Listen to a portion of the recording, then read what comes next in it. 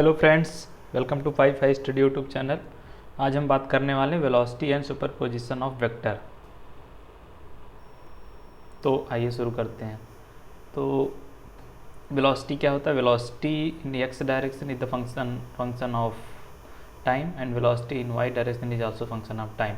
So the displacement along x direction we can write x equal to ft as it is function of time, and along the y direction the displacement is also function of time.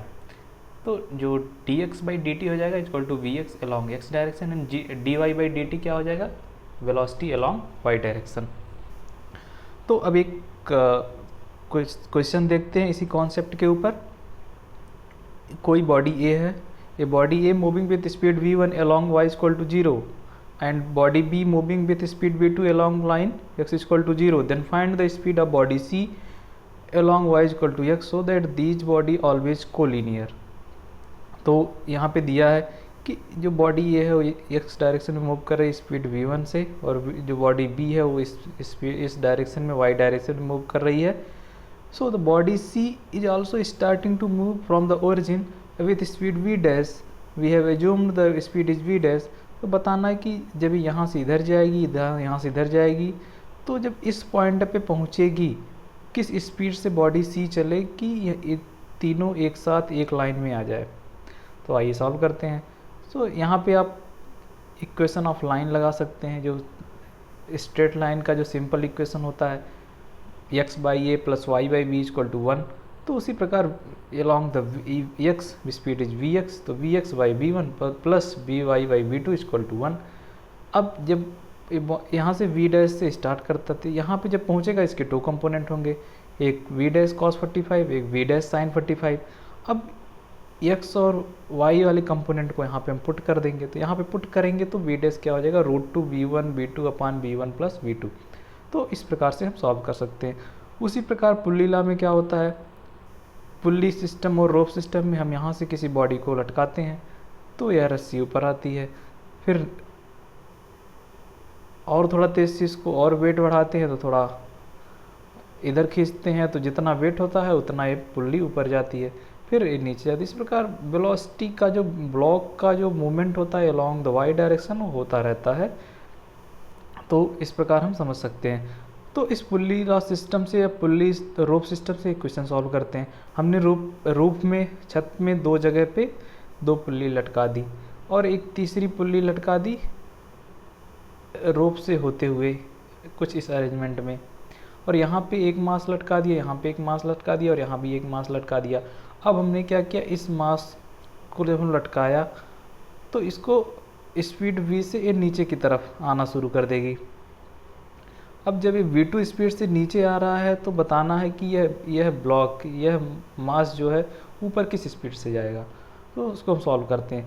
तो हमने देखा कि जो इसको हमने x मान लिया, x distance, इसको y मान लिया और इसको क्या मान लिया? लेंथ. जो लेंथ ऑफ रोप है इधर क्या है? l है. अब यहाँ पे आपको देखना है कि कौन सा कांस्टेंट रहेगा. कांस्टेंट क्या है? x.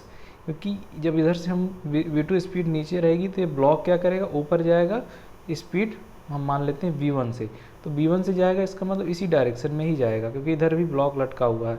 तो इस डायरेक्शन में v डैश हमने स्पीड मान लिया, तो क्या है यहाँ पे पहुँचेगा, कहीं भी पहुँचेगा, तो x केवल कांस्टेंट है. तो पाइथागोरस थ्योरम लगा देंगे इस ट्रायंगल में, x square plus y square equal to l square. अब डेरिवेटिव, इसका डेरिवेटिव कर देंगे टाइम के साथ, तो 2y dy by d equal to 2l dl by d t. तो v1 equal to l by y v2, तो v2 by cos theta.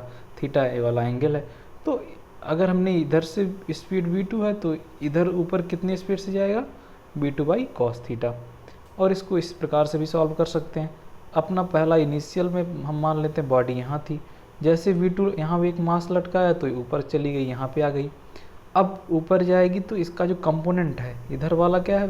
v1 component इधर, और इस कंपोनेंट का के दो पार्ट होंगे, एक v1 cos थीटा और इधर v1 cos थीटा. तो ये वाला कंपोनेंट जो होगा वो इस वाले वेलोसिटी, इस वाले रोप में जो वेलोसिटी उसको मेंटेन करेगा, और ये वाला कंपोनेंट इस वाले वेलोसिटी में मेंटेन करेगा. ये दोनों की स्पीड क्या है? दोनों ब्लॉक सेम ही है. अब क्या होगा यहाँ पे v1 जो ये वाला कंपोनेंट है v1 cos theta equal to v2, तो v1 equal to v1 by cos theta. तो इसको इस प्रकार से हम सॉल्व कर सकते हैं। अब सेम टाइप का अरेंजमेंट है, लेकिन अब यहाँ से पुल्ली जो लगी थी इसको हटा दिया गया, अब पुल्ली लगा के इसको फिक्स कर दिया गया। अब पूछा गया कि यहाँ पे अगर हम कोई मास v1 v2 यहाँ कोई मास लटकाते हैं, कोई बॉडी यहाँ से लटकाते हैं, तो अगर इस वो v2 स्पीड से नीचे आता है तो ए वाला ब्लॉक कितने स्पीड से ऊपर जाएगा। तो इसको क्या करते हैं, अब ये ऊपर जाएगा तो इसके दो कंपोनेंट v1 cos थीटा, और ये अब इधर नहीं जाएगा क्योंकि मास इधर v2 इधर स्पीड v2 है, तो ये जब लटकाएंगे तो इधर ही आएगा। ये रस्सी जब ऊपर जाएगा तो ये रस्सी इसमें जो स्पीड होगी और इसमें जो स्पीड होगी वो दोनों क्या होगी, इधर ही आएगी। तो जो दोनों कंपोनेंट हैं इसके, इस रस्सी में जो वेलोसिटी के कंपोनेंट है v1 cos theta plus v1 cos theta equal to v2 यहाँ पे है।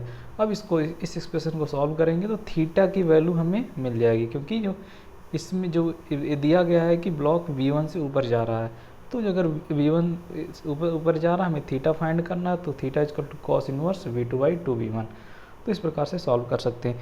एक दूसरा एग्जाम्पल है कि एक कोई वैन है, वो वैन किसी वाल के सामने खड़ी है और उस वैन के सेंटर ऑफ मास में एक पुल्ली लगा के उसको रस्सी से वाल में अटैच कर दिया जाता है यहाँ पे, जिसकी इस हाइट कितने हाइट पे, h हाइट पे, और इस रस्सी से एक मास m लटका दिया जाता है। तो पूछा जा रहा है कि जब एक वैन v स्पीड से इस डायरेक्शन में जाएगी वाल के डायरेक्शन में, तो ये जो मास होगा या जो यहाँ से मास लटकाया गया उसकी स्पीड हमने v डैश मान लिया, तो वो स्पीड कितनी होगी। तो इसको सॉल्व करते हैं। अब यहाँ पे पाइथागोरस लगा देते हैं इसमें, तो x square plus h square equal to l square.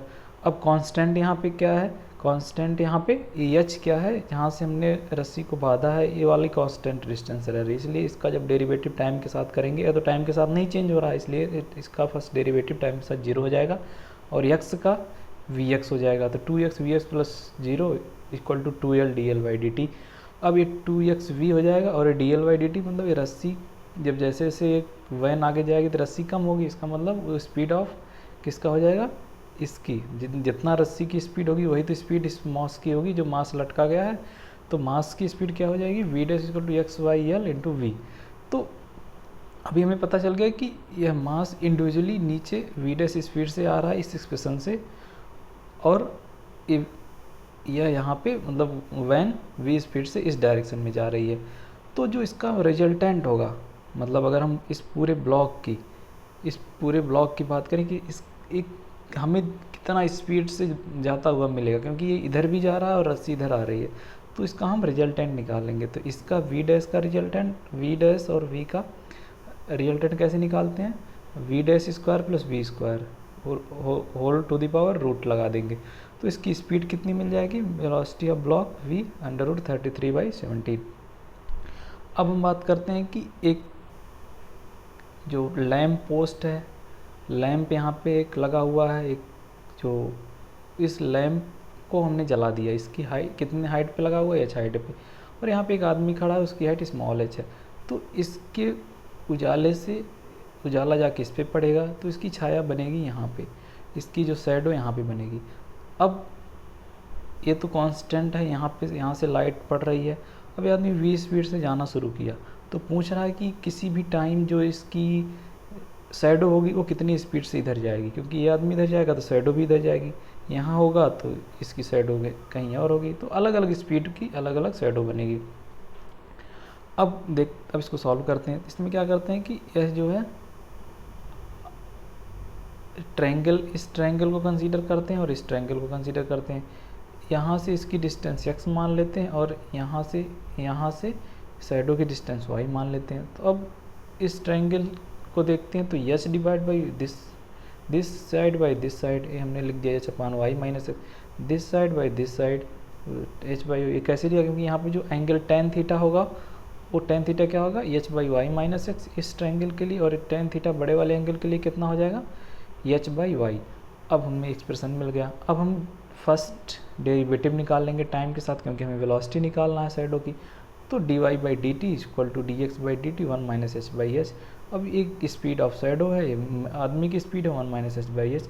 तो यहाँ पे हमने देखा कि v जो आदमी की स्पीड कांस्टेंट है, तो अब यहाँ पे दिया कि जो मतलब आदमी अगर 10 मीटर पर सेकंड से चल रहा है तो उसकी स्पीड कांस्टेंट है। तो जो शैडो की स्पीड किस पे डिपेंड कर रही है, इस पे, इस हाइट पे डिपेंड कर रही है और इस हाइट पे डिपेंड कर रही है।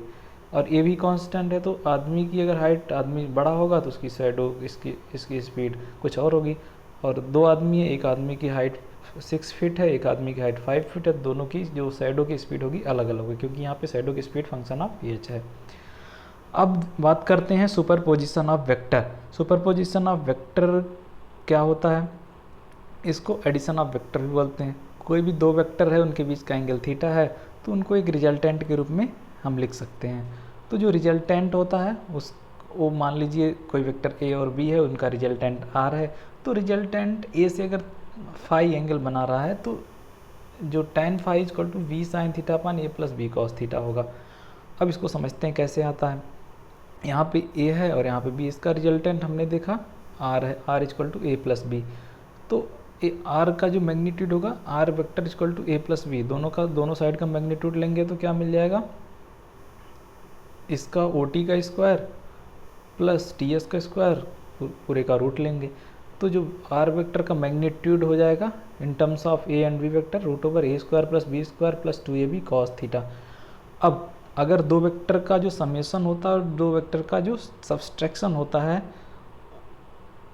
वो क्या होता है, जो उनके मैग्नीट्यूड के इन बिटवीन होता है। मतलब a minus v vector is less than equal to r is less than equal to a plus v. और अगर दो वेक्टर हैं, उनको अलग अलग इंडिविजुअल सब्सट्रैक्ट किया जा रहा है और अलग अलग ऐड किया जा रहा है, तो ए वाली रिलेशनशिप वैलिड होती है। अब अगर आपको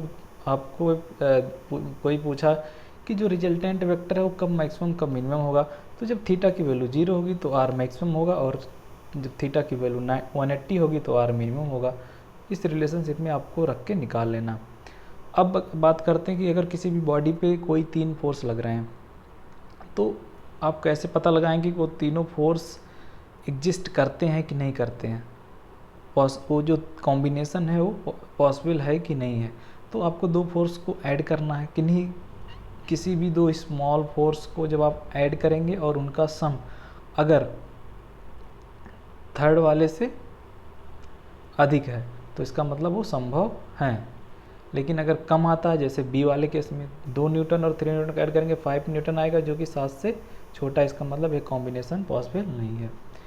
अब यहाँ पे दो वेक्टर है ए प्लस बी और ए माइनस बी, दोनों का मैग्नीट्यूड हमने लिया।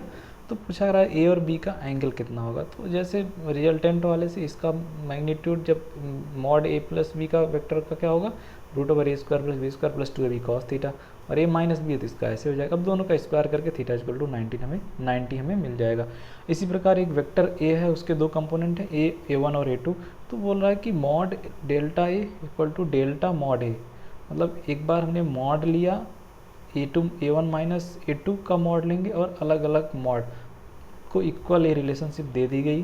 पूछा जा रहा है कि ए1 और ए2 के बीच का एंगल कितना होगा। तो इसको हम सॉल्व करेंगे, इसका मैग्नीट्यूड निकालेंगे, इसका मैग्नीट्यूड इस तरह से निकलता है और इसका ए का ए हो जाएगा और ए2 का ए हो जाएगा।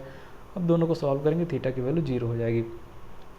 अब एक इंटरेस्टिंग प्रॉब्लम है कि कोई बॉल है, उसका वेट है m और इसका भी वेट है m, दो बॉल है, एक को यहाँ से फेंका जाता है, एक को यहाँ से फेंका जाता है। ये सीधे ऊपर वर्टिकल डायरेक्शन में फेंका जाता है, इसको हॉरिजॉन्टल डायरेक्शन में फेंका जाता है। अब दोनों क्या करते हैं, यहाँ पे आके टकराते हैं, और यहाँ पे बोला गया कि जब कोलिजन होता है इलास्टिकली कोलिजन होता है। इलास्टिकली कोलिजन का मतलब कोलिजन कोफिशिएंट जो ई होता है वो 0 है यहाँ पे। तो जब दोनों टकराते हैं तो टकराने के बाद जो कंबाइंड स्पीड हो यहाँ पे कितनी होगी, इधर m आया इधर भी आया, दोनों टकरा के कितनी स्पीड होगी उसको हमें निकालना है। तो मोमेंटम इस केस में क्या होते हैं, equation of conservation of momentum लगाते हैं, कंजर्वेशन ऑफ मूवमेंट। तो कंजर्वेशन ऑफ इनिशियल जो मूवमेंट होगा फाइनल मूवमेंट के बराबर होगा मैग्नीट्यूड वाइज।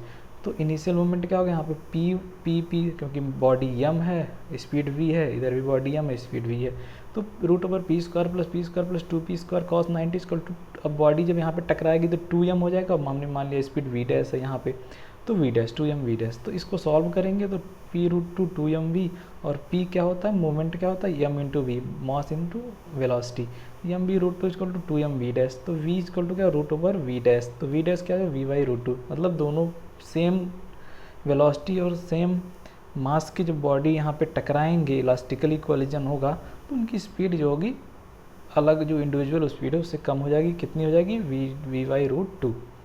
अब in next module we will learn about the subtraction of vector. So thank you very much. if you have learned more and more, so you should revise more and more, and if you haven't subscribed the channel, please subscribe. Thank you very much.